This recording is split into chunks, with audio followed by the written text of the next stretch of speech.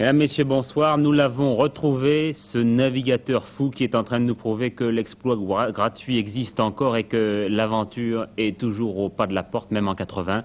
Cet homme, ce petit point ballotté par les vagues de l'Atlantique, c'est Gérard d'Aboville. Il achève sa traversée de l'océan.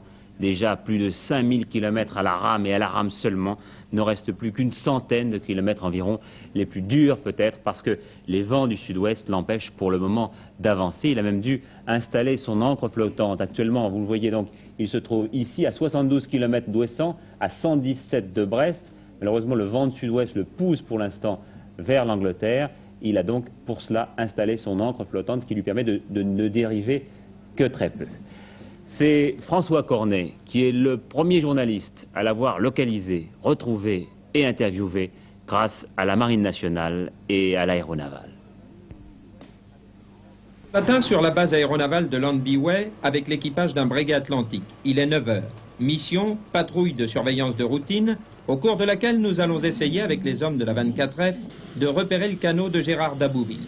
Nous connaissons sa position approximative, mais l'embarcation de 5,20 m ne sera pas facile à retrouver dans les creux de 3 à 4 mètres en Atlantique. Finalement, après 1h30 d'observation visuelle, dans la zone de recherche, nous réussissons à établir le contact radio avec lui. Après 5200 km à la rame et 71 jours de mer, le navigateur solitaire nous déclare qu'il est bloqué à 72 km un peu au nord d'Ouessant par des vents contraires soufflant du sud-ouest qui le font dériver vers les côtes anglaises. Vous allez voir apparaître son embarcation, nous distinguerons mal le navigateur.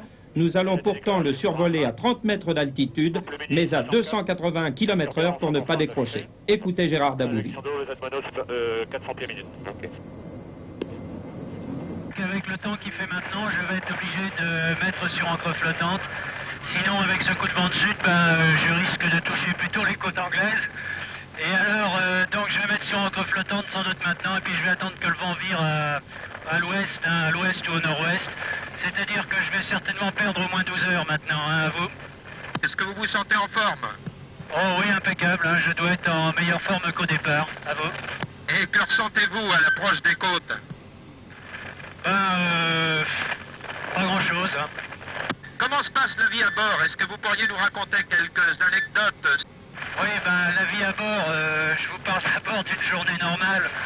Une journée banale, c'est-à-dire que j'essaye de faire un maximum d'heures d'aviron et en général je fais 12 à 15 heures et puis c'est pas très fatigant parce que je fais pas vraiment d'efforts, je suis comme un marcheur et non pas comme un coureur à pied, donc je me contente d'accompagner le bateau et c'est plutôt de tenir la distance. Donc je fais une 12-15 heures. Et dans le temps qui me reste, d'abord je dors, j'aime bien dormir, alors je dors en général au moins 7 heures. Et puis je me fais ma cuisine, et au début je lisais un peu quand j'avais encore des livres, mais maintenant j'ai plus le temps de lire. Et puis je me contente de faire la cuisine, et puis je fais un petit peu de radio là, avec des radios amateurs. Alors vous m'avez demandé des événements, il se passe pas grand chose, c'est assez monotone. Pour moi ça va parce que je mélange tous les jours et toutes les dates. Tout ça, ça fait un paquet et finalement le temps passe assez vite. Mais la plupart du temps, il ne se passe pas grand-chose. Il m'arrive de rencontrer des navires et de parler un peu avec eux en VHF, comme je fais avec vous maintenant.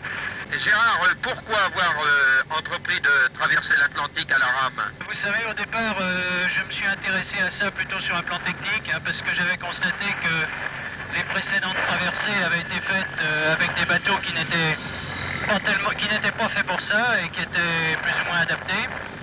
Et je me suis dit qu'avec un bateau fait spécialement, on pouvait certainement faire mieux, et en particulier aller plus vite et surtout avoir beaucoup plus de sécurité et de confort. On vous souhaite bon vent. Merci. Gérard d'Aboville ne sait pas où et quand il touchera les côtes. Peut-être samedi matin à Brest, mais ce n'est pas certain. En tout cas, il tient à accoster en Bretagne et non pas en Angleterre. Il faut préciser qu'il est breton et que ses amis l'attendent chez lui.